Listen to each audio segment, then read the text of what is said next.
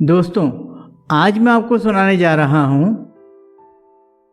एक रोचक कहानी जिसका शीर्षक है लालची राजा।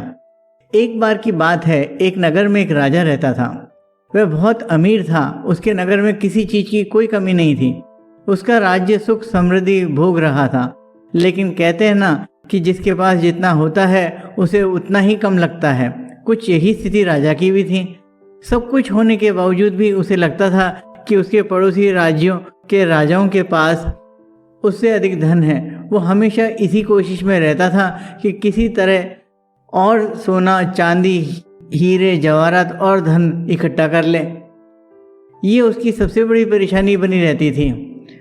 फिर भी वो अपने राज्य पर काफ़ी ध्यान देता था और कोशिश करता था कि राज्य के लोगों को किसी चीज़ की कोई कमी ना हो। राजा का परिवार बहुत ही छोटा और खुशहाल था।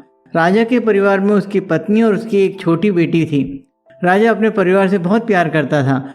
वो अपनी बेटी को कभी भी उदास नहीं देख सकता था। वो हमेशा अपनी बेटी को खुश करने में लगा रहता था। उसी तरह बेटी भी राजा यानी अपने पिता से बहुत प्यार करती थी।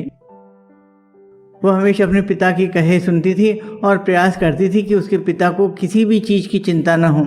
दोनों एक दूसरे के बारे में बहुत सोचते और प्यार भी करते थे। थोड़े समय बीता। राजा की पत्नी किसी रोग के कारण बीमार पड़ गई। थोड़े समय तक वो बीमार रही और उसके बाद रानी का स्वर्गवास हो गया। अब राजा और राजकुमारी दोनों ही एक दूसरे का सहारा थे। दोनों को रानी की कमी बहुत खलती थी, लेकिन फिर भी दोनों एक दूसरे को संभालने में लगे रहे। किसी ने कभी अपना दुख एक दूसरे के सामने नहीं जताया। समय बहुत बलवान होता है दोस्तों, वो सभी घावों को भर देता है। धीरे धीरे राजा और राजकुमारी दोनों रानी की याद से बाहर निकलने लगे। राजा फिर से अपने राज्य की देखरेख में मशगूल हो गया और राजकुमारी भी अपनी माँ की यादों के साथ रहने लगी। राजा ने रानी की यादों को तो समेट लिया, लेकिन अपनी लालच की आदत से छुटकारा नहीं पा सका। राजा को फिर से वही सब सूझने लगा।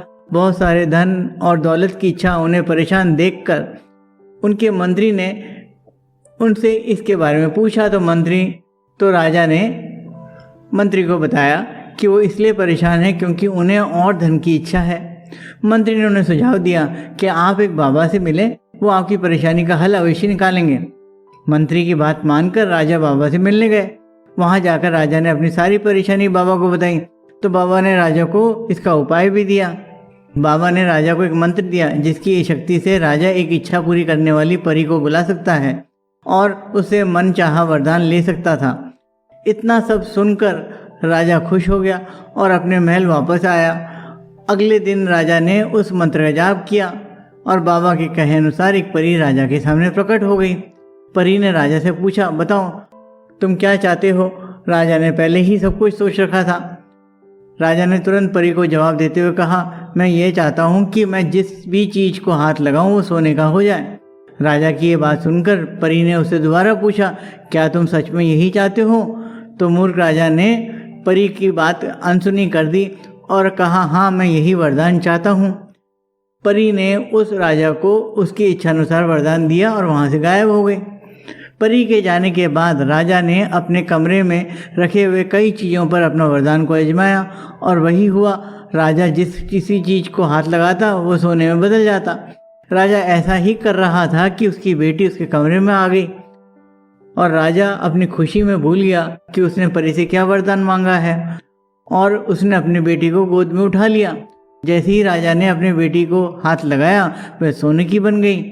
ये देखकर राजा रोने लगा और उसने अपनी बेटी को खो दिया।